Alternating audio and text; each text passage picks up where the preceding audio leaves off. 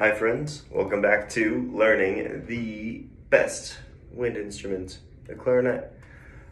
In today's video, we're going to first talk about hand position, and then we're going to talk about articulation. So my clarinet is already put together, and we've already formed our embouchure that we'll need to play. And if you need a refresher, you can watch my first video. That's awesome, cool. Let's talk about hand position. Let's talk about how to hold this thing, because it's a little scary. For starters, your left hand, this is mirrored, so your left hand is going to be on top. It's going to be, it's going to be higher up on the clarinet than your right hand. My right thumb is, let's see, right below this disc looking thing. Technically it's holding it up. I could like take fingers away for the most part, and the clarinet could balance off this. Your thumb is here for structural support. It's here to make sure that things don't fall. I'm actually going to turn this around so there's not crazy amounts of glare. Nice, cool.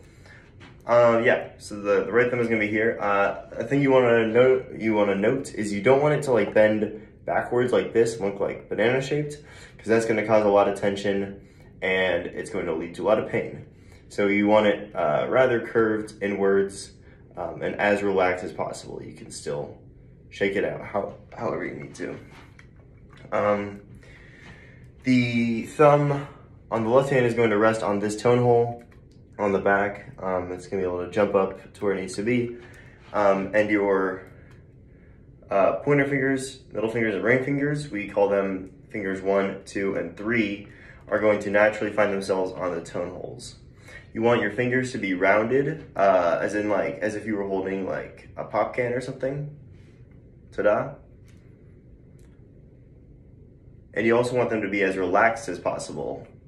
You don't want any tension or anything that could cause you pain, either short-term or long-term. It should feel very relaxed and without any like, you shouldn't feel any pulling or any soreness or any shooting pains in your arms or your hands.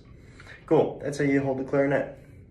As you cover tone holes, because you won't get the full sound, or at least you won't get the sound to be made properly if you are not fully covering a tone hole, if it's like poking out, something like that.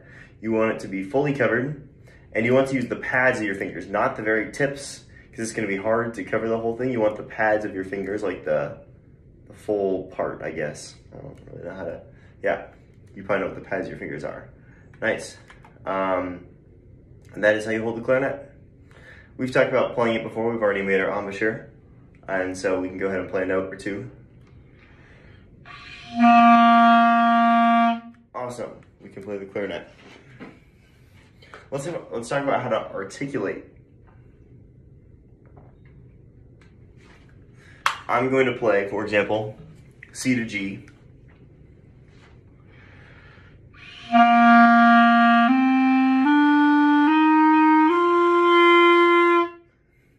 And yeah, as you can see, I never stopped the air, and it sounded like it was one continuous tone. It was one exhale, and I moved my fingers without changing the air I was using. And that's what we call a slur, because you're slurring all the notes together. There's no break in sound. It goes from one to the next.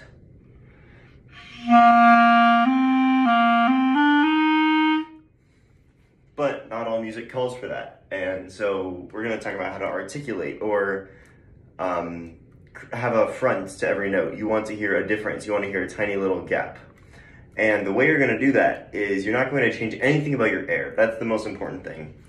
Through this, while you're playing, you're not going to stop the air. You're never going to stop breathing. You're always going to have a constant stream of air flowing. And all you're going to do is you're going to tap the reed. Touching the reed at all is going to stop it from vibrating, therefore there won't be sound. And so if you quickly poke at it, I think a poke is the best analogy. If you poke at it with your tongue, it's going to stop the sound from happening.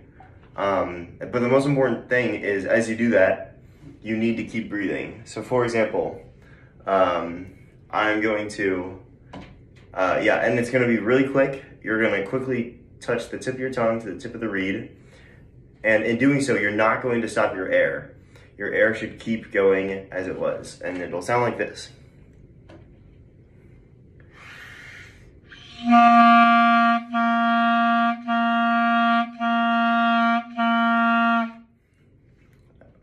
Yeah, there was a difference in the notes. However, I never stopped breathing. I didn't stop and have to re-inhale or anything because that would be kind of impossible to pull off and to still play fast. Awesome. Let's play C to G. And we're going to play quarter notes. And we're going to articulate every single one. Which means as I move my fingers to make the next note, as I go, for example, from C to D, as I do that is when I'm going to lightly poke the reed, because then you won't hear, if you move your fingers before your tongue, you'll hear D for a split second before you articulate like this. You can already hear the D before I make the break in sound. And if I wait too long, you're going to hear the break and you're still going to hear C. This is what happens if I don't move my fingers, if I move my fingers after my tongue. You can hear a little bit of that tone. Awesome. So you have to do it simultaneously and as quick as possible. So we're going to play C up to G.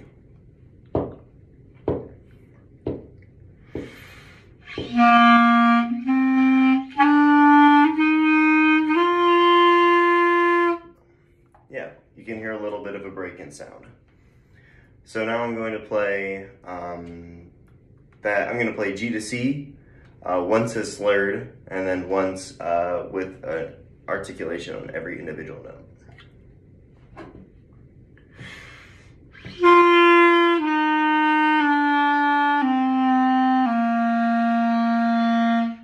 And now I'm going to articulate.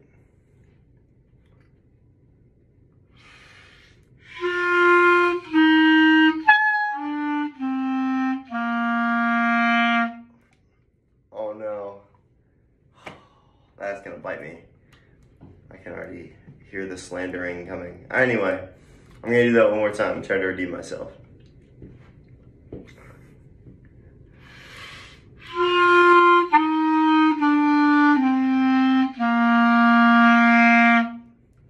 The tongue should also be touching the reed very lightly. It doesn't have to be a jab, just a little tap. Nice. That is both how to hold the clarinet with the proper hand position and how to properly articulate. Cool. Thanks for attending, and you have a great rest of your day.